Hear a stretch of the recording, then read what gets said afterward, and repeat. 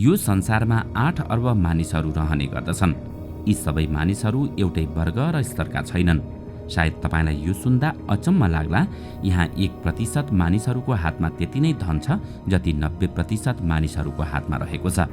अझ यो असमानता दिन प्रतिदिन झनै बढ्दैछ।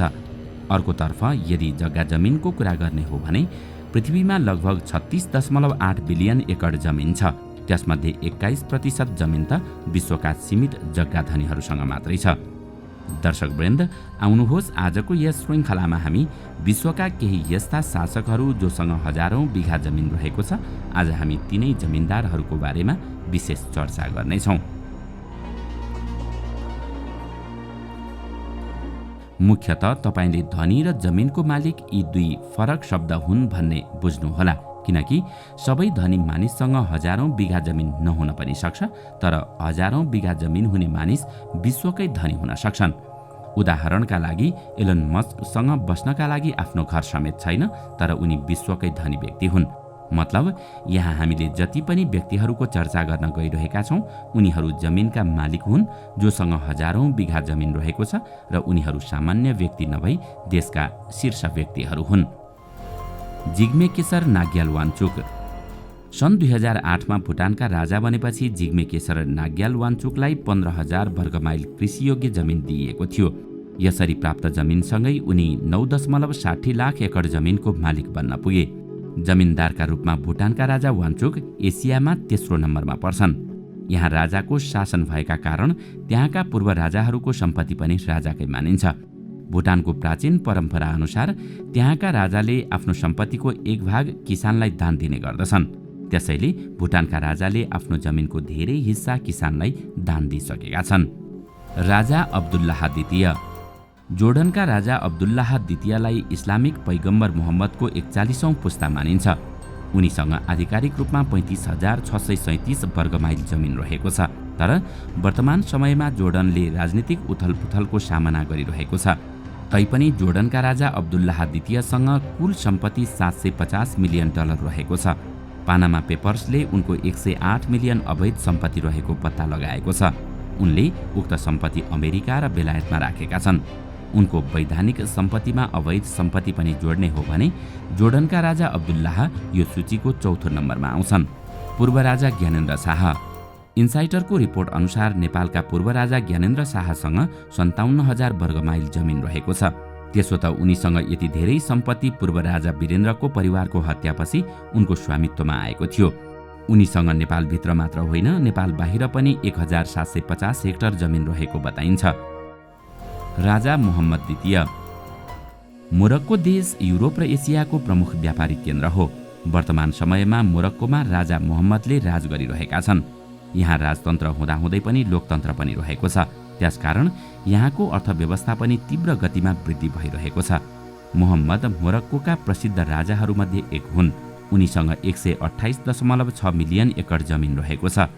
इन्साइडरको रिपोर्ट अनुसार राजा मुहम्मदसँग कुल $2 बिलियन सम्पत्ति रहेको छ।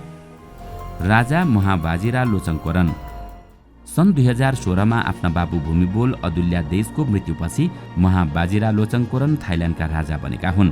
थाइल्यान्डको 175 मिलियन एकड जमिन राजा महाबाजिरा लोचनकोरनको निजी सम्पत्ति मानिन्छ।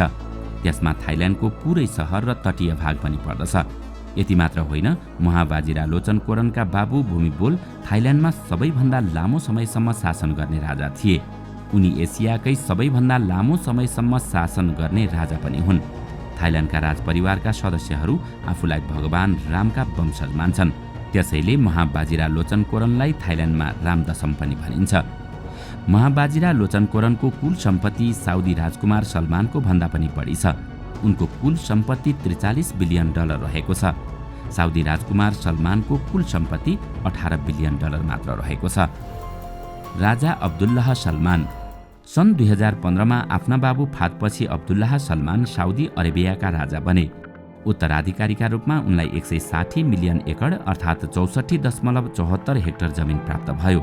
यति मात्रै होइन, साउदी राजा अब्दुल्लाह सलमानलाई साउदी साम्राज्यको तेलले भरिएको 8,30,000 वर्गमाइल जमिन र $688 बिलियन जीडीपीको नियन्त्रण पनि प्राप्त भएको छ। साउदी अरब संसारको सबैभन्दा धेरै कच्चा तेल निर्यात गर्ने देश पनि हो। कच्चा तेलका कुवा भएको जमिनको अलावा साउदी राजासँग त्यहाँको खेतीयोग्य जमिन पनि रहेको छ। यसका साथै उनीसँग युरोप र अमेरिकामा पनि सम्पत्ति रहेको छ। Catholic church. एक रिपोर्टका अनुसार क्याथोलिक चर्चसँग फ्रान्सको क्षेत्रफलभन्दा पनि धेरै जमिन रहेको छ। संसारभर क्याथोलिक चर्चसँग 71.6 मिलियन हेक्टर अर्थात् 177 मिलियन एकड जमिन रहेको छ। यो चर्चसँग भ्याटिकन सिटीमा 110 एकड जमिन रहेको छ। त्यहाँ क्याथोलिक चर्चको मुख्यालय रहेको छ। जर्मनी र भारतमा पनि क्याथोलिक चर्चको अत्यधिक जमिन रहेको छ। त्यो मध्ये कैयौं मिलियन एकड भूमि कृषियोग्य छ। कैयौं जमिनमा चर्च र यसका कार्यालय खोलिएका छन्। यो सम्पूर्ण सम्पत्तिका मालिक क्याथोलिक चर्चका धार्मिक गुरु पोप हुन्छन्। वर्तमान समयमा यो सम्पत्ति पोप फ्रान्सिससँग रहेको छ। उनको मृत्युपछि यो सम्पत्ति स्वतः अर्को पोपको हुनेछ। भारतमा मात्रै पोपको 20,000 करोड रुपियाँ भन्दा धेरैको जमिन रहेको छ। महारानी एलिजाबेथ द्वितीय। त्यसो त महारानी एलिजाबेथ द्वितीयको केही समय अघि मात्र मृत्यु भएको छ। न्यू स्टेटमेन्टको रिपोर्ट अनुसार महारानी एलिजाबेथ द्वितीयसँग ग्रेट ब्रिटेन, उत्तरी आयरल्यान्ड, क्यानाडा, अस्ट्रेलिया र अफ्रिकामा समेत गरेर पूरा संसारमा 6.6 बिलियन एकड अर्थात् 2.7 बिलियन हेक्टर जमिन रहेको छ। उनको सम्पत्तिमा महत्त्वपूर्ण मानिने फोकल्यान्ड द्वीप पनि रहेको छ। यी महारानी क्यानाडाको 90% भन्दा धेरै जमिनको मालिक हुन्, तर त्यो जमिन उनले बेच्न भने पाउँदिनन्। साधारण भाषामा भन्ने हो भने महारानी एलिजाबेथसँग पृथ्वीको 6 भागको 1 भाग जमिन रहेको थियो। कमनवेल्थ देशको समेत महारानी रहेकी एलिजाबेथ द्वितीयलाई 19 देशले आफ्नी महारानी मान्ने गर्दछन्, तर अब उनको मृत्युसँगै धेरै देशहरू स्वतन्त्र हुन सक्छन्। उनी बेलायतमा सबैभन्दा लामो समयसम्म शासन गर्ने महारानी पनि थिइन्। महारानी एलिजाबेथ द्वितीयको मृत्यु भइसकेको हुँदा अब यो सबै सम्पत्ति उनका जेठा छोरा राजा चार्ल्सलाई हस्तान्तरण गरिनेछ। त्यसकारण उनी अहिले पनि यो सूचीको प्रथम स्थानमा रहेकी छन्। आज हामीले यहाँ चर्चा गरेका यी जमिनदारहरूको यो रिपोर्ट बिजनेस इन्साइडर.com बाट लिएका हौं, जहाँ शासकहरू बाहेक अरू धेरै जमिनदारहरूको बारेमा चर्चा गरिएको छ। दर्शकवृन्द, आजको श्रृङ्खला तपाईलाई कस्तो लाग्यो हामीलाई कमेन्टमा अवश्य बताउनुहोला। साथै आजको श्रृङ्खला तपाईलाई राम्रो लाग्यो भने लाइक तथा सेयर गरी हाम्रो च्यानललाई सब्स्क्राइब गर्न नभुल्नुहोला र साथमा रहेको बेल आइकन पनि थिच्नुहोस्, ताकि हामीले अपलोड गर्ने नयाँ भिडियोको जानकारी सबैभन्दा पहिला तपाईलाई प्राप्त होस्। आजका लागि यति नै। अर्को भिडियोमा अझै रोचक तथ्य लिएर आउने नै छौं। तबसम्मको लागि बिदा दिनुहोस्। नमस्कार।